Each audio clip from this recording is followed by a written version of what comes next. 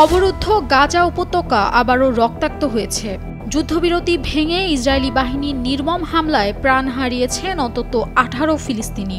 মঙ্গলবার ভোরে দক্ষিণ গাজার খান ইউনিস ও উত্তর গাজার বিভিন্ন এলাকায় একের পর এক বিমান হামলায় কেঁপে ওঠে ঘনবসতিপূর্ণ অঞ্চলগুলো। আল জাজিরার তথ্য মতে এসব হামলায় অন্তত আরও 50 জন আহত হয়েছেন।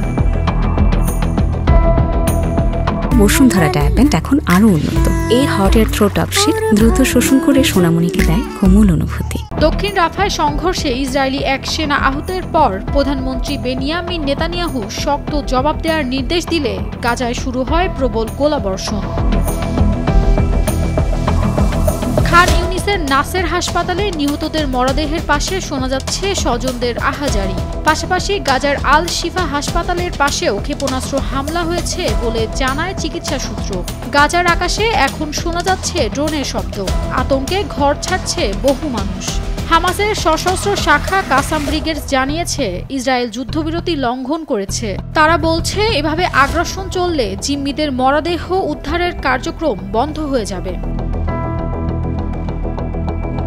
মার্কিন ভাইস প্রেসিডেন্ট জেডি ভ্যান্স দাবি করেছেন যুদ্ধবিরতি এখনো টিকে আছে, তবে ছোটখাটো সংঘর্ষ চলতেই পারে। কিন্তু গাজার মানুষের চোখে সে যুদ্ধবিরতি আজ শুধুই ধোঁয়া, রক্ত আর হারানো প্রিয়জনের কান্না।